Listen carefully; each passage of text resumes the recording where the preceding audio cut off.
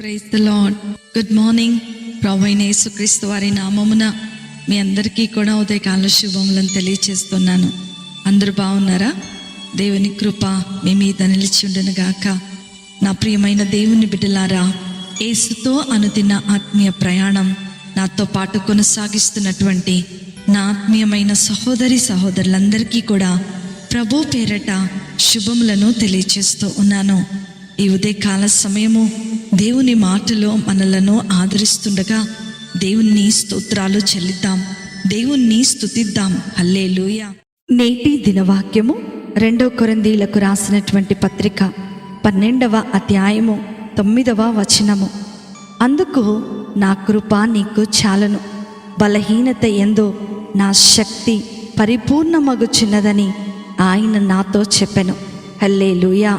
నా ప్రియమైనటువంటి దేవుని బిడ్డలారా, ఈ ఉదయకాల సమయములో మన బలహీనతలో మనకు బలమును అనుగ్రహించే దేవుడై ఉన్నాడు.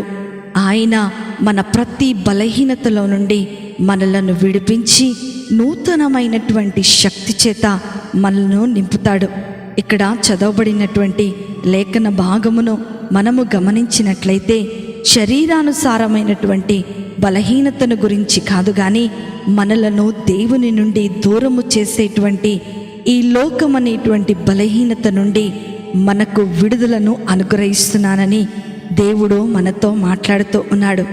ఈ లోకములో అనేక భయాలు మానవులమైన మనలను ఆవరించి మనకు మనమే బలహీనులమైపోయేటట్లుగా చేస్తూ ఉంటాయి. మనం ఏర్పరచుకునేటువంటి ఈ లోక తంత్రాల వలన వచ్చేటువంటి బలహీనతలు దేవునిలో బలపడకుండా చేస్తూ ఉంటాయి. మనం దేవుణ్ణి ఎంతగా ప్రేమించినా, ఎంత నమ్మినా ఈ లోక సంబంధమైనటువంటి బలహీనతలు మనలను దేవుని నుండి దూరము చేసేస్తూ ఉంటాయి.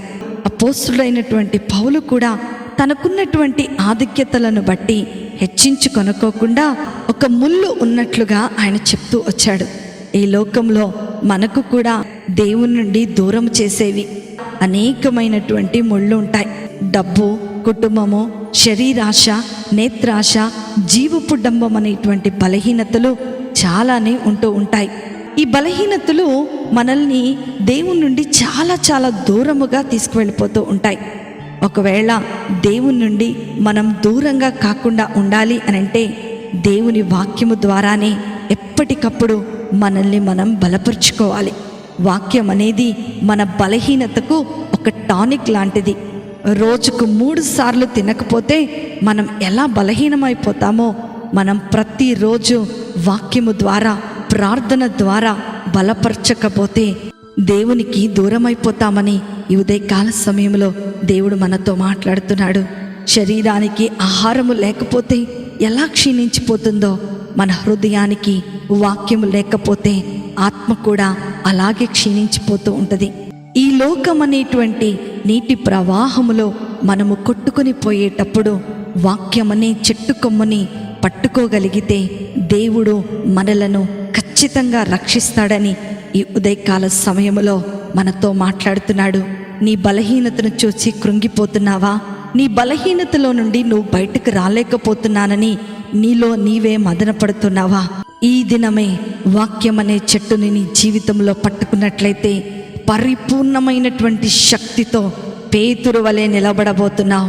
మన బలహీనతలో బలమును అనుగ్రహించే దేవుడు, మన బలహీనతలో ఆయన శక్తి పరిపూర్ణమగునట్లు ఆయన కృప కొరకు ఈ ఉదయకాల సమయంలో కనిపెట్టుకుందాం.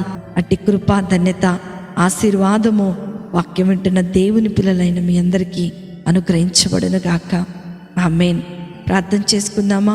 మమ్మలను మిక్కిలిగా ప్రేమించిన మా ప్రియ పరలోకపు తండ్రి యేసు స్వామి, మీకున్నతమైన ఘనమైన శ్రేష్టమైన నామమును బట్టి మీకు వందనాలు ప్రవ్వా.